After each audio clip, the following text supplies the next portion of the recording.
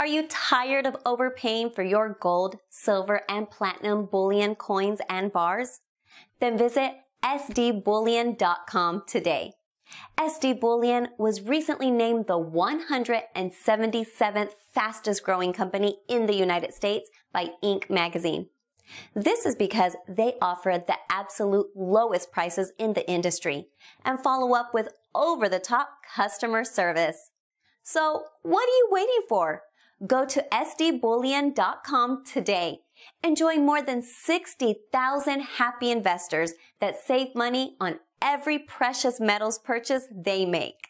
Hey everyone, this is Elijah Johnson with silverdoctors.com, and with us today is the top silver expert, David Morgan from themorganreport.com. David, thank you so much for joining us today. Well, Elijah, thanks for having me. All right, now I'd first like to discuss the price of gold. Now, we're seeing the price of gold around $1,300 right now, but you say that really eventually you see it going up by tenfold. Can you explain the reasoning behind this? Sure. I think, first of all, let everyone know that if you go into the archives or just Google Engineering the Price of Gold by David Morgan, again, the name of the article is Engineering the Price of Gold by David Morgan. That was in the early 2000s. And it's a very simple arithmetic problem. Basically, you take M1, the M1 money supply, and you divide it by the amount of gold purportedly held at Fort Knox. You do that simple division problem, and you come out with the paper price of gold.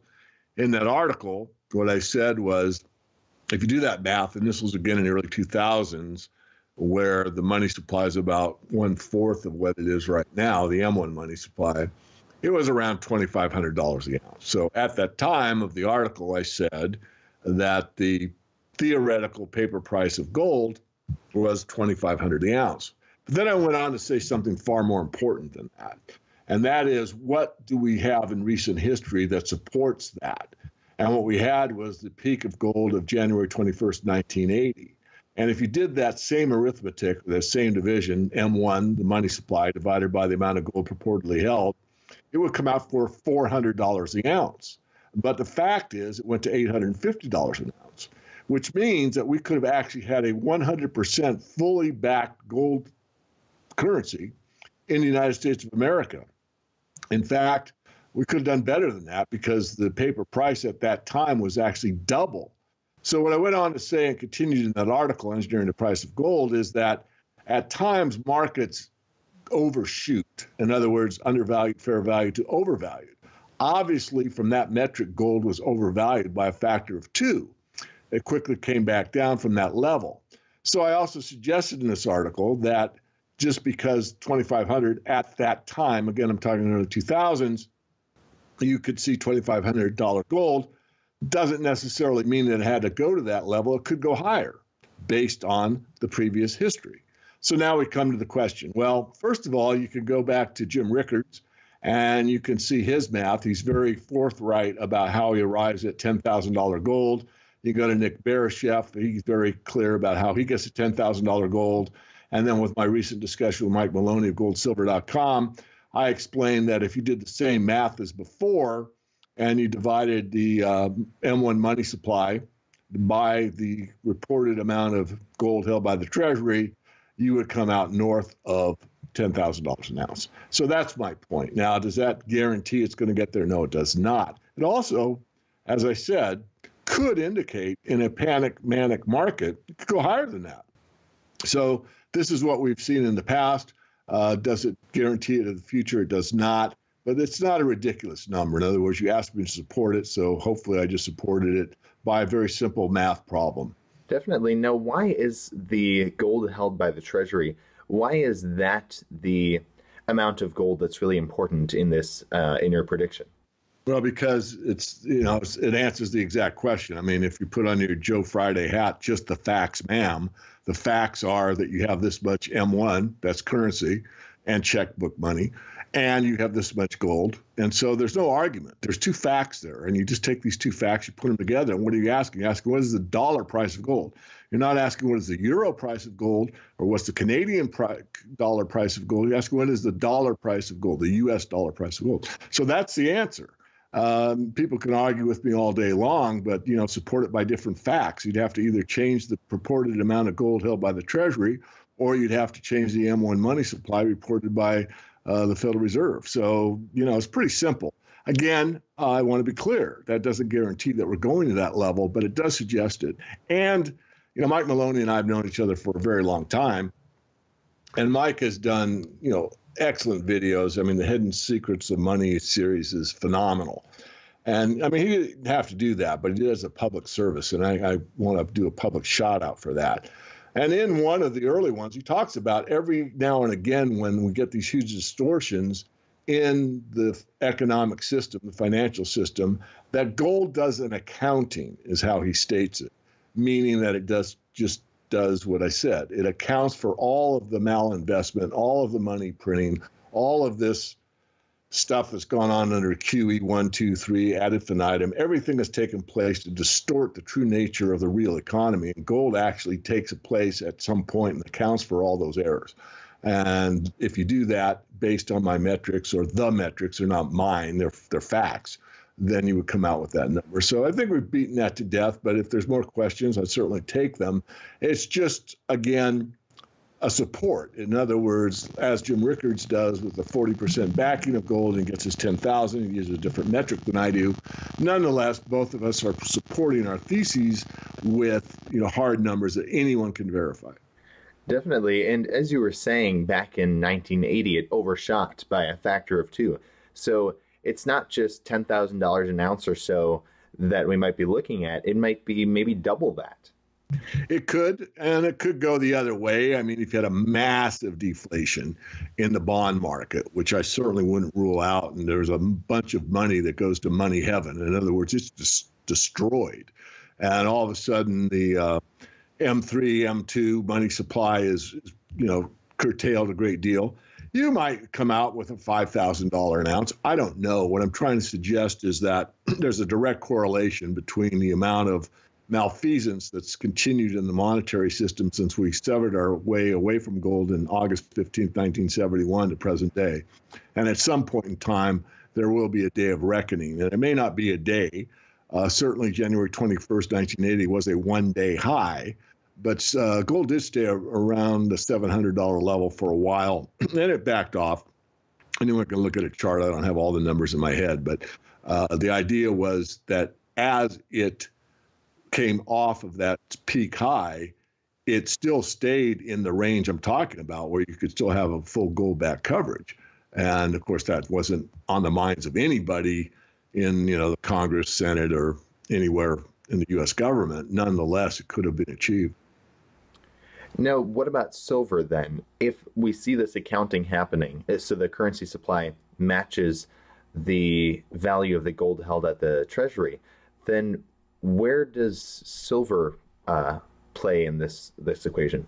Well, that's a great question. Of course, I'm kind of known to be focused more on silver than gold. So I actually addressed that same question in this article, Engineering the Price of Gold. And I said, silver is harder to determine because it's not a monetary asset recognized by any nation state on the planet anymore, which means we kind of have to look at it from a rearview mirror perspective, which means that we're going to look at what does it normally trade at relative to gold as a monetary asset, and that's 16 to 1, which if you do the math, then you can determine the price of silver. So you could take that 10,000, divide it by 16 or 20, divide it by 10. It would be 1,000 divided in half again would be 500. That'd be a 20 to 1 ratio. So that's a number.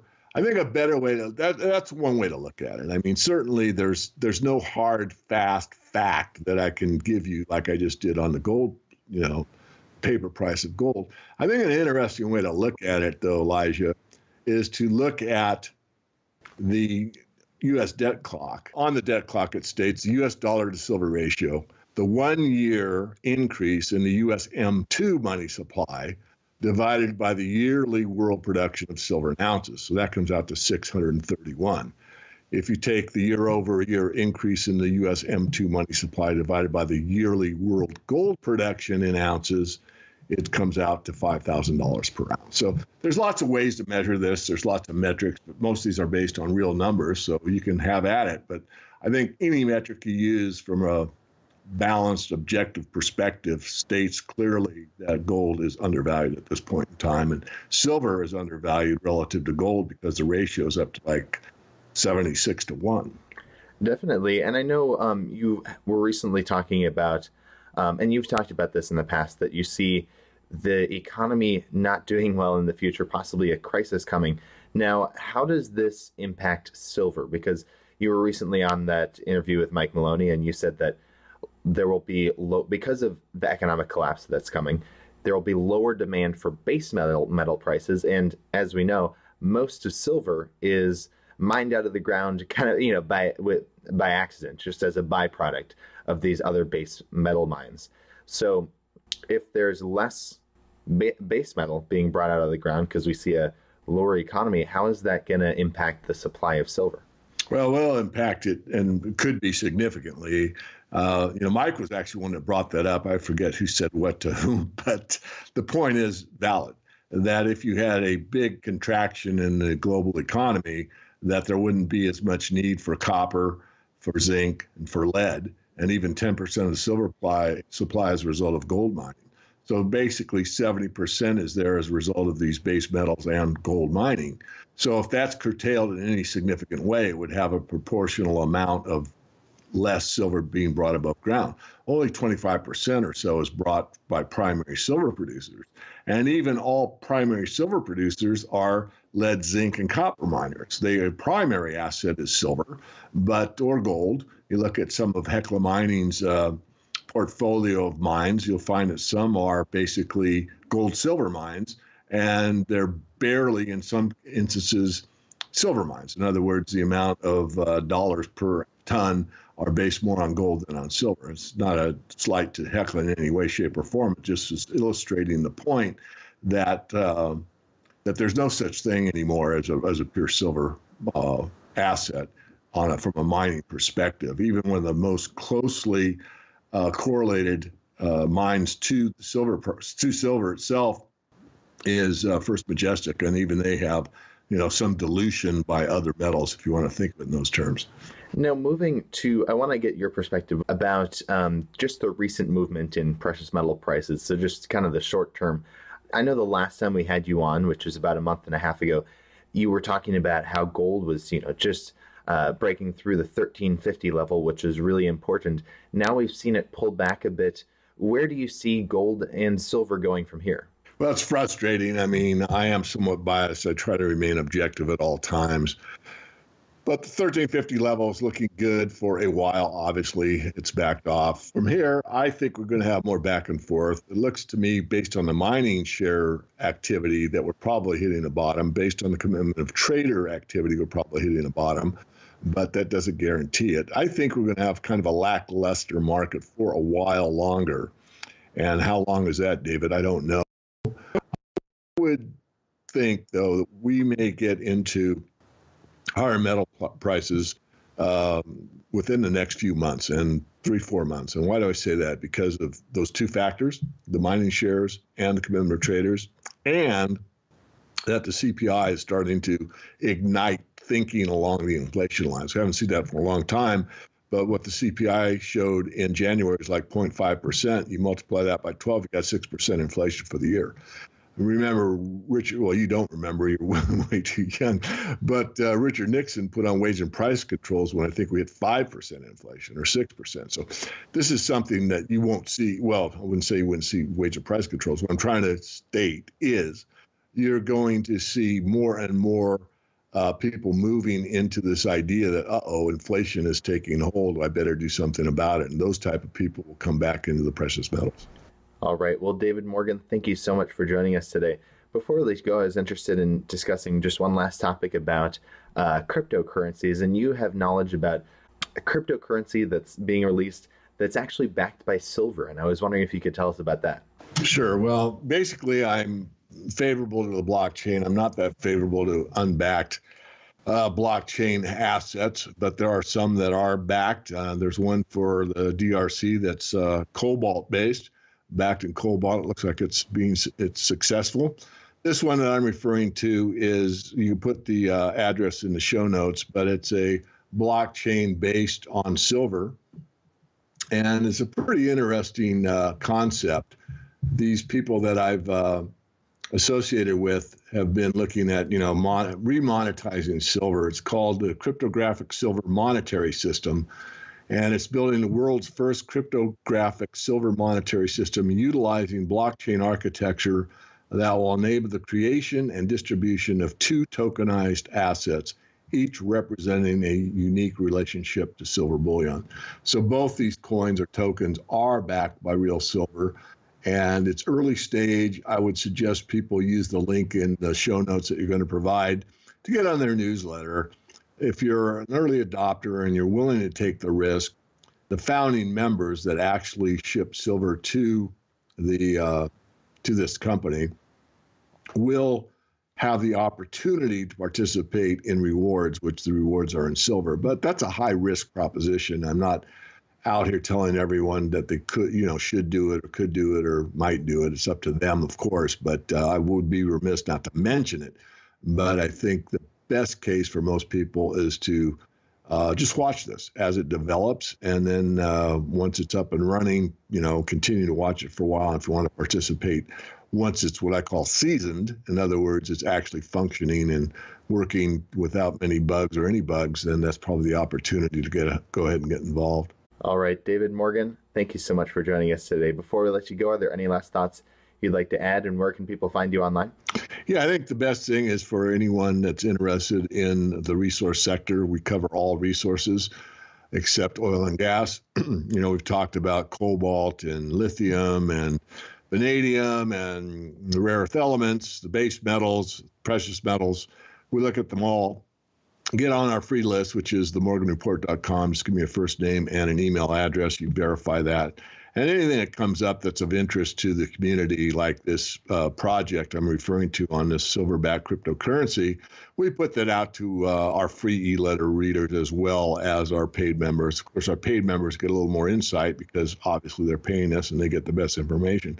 But we also provide, great outline to everybody else that's on the free list. So I'd encourage anyone that's interested in starting to think maybe silver, precious metals, any of the resource sector, how to participate, how do you invest in lithium? How do you invest in cobalt? I mean, these are questions that people ask us all the time, and there are ways to do it. But a lot of these quote unquote investments aren't worth your time, money, or effort because they do not merit an investment quality type of consideration, in my view. And of course, that's what you're paying us for our analytical team to look these things over and separate the good from the bad. All right. Once again, David Morgan, the top silver expert. Thank you so much for joining us today. Thank you again.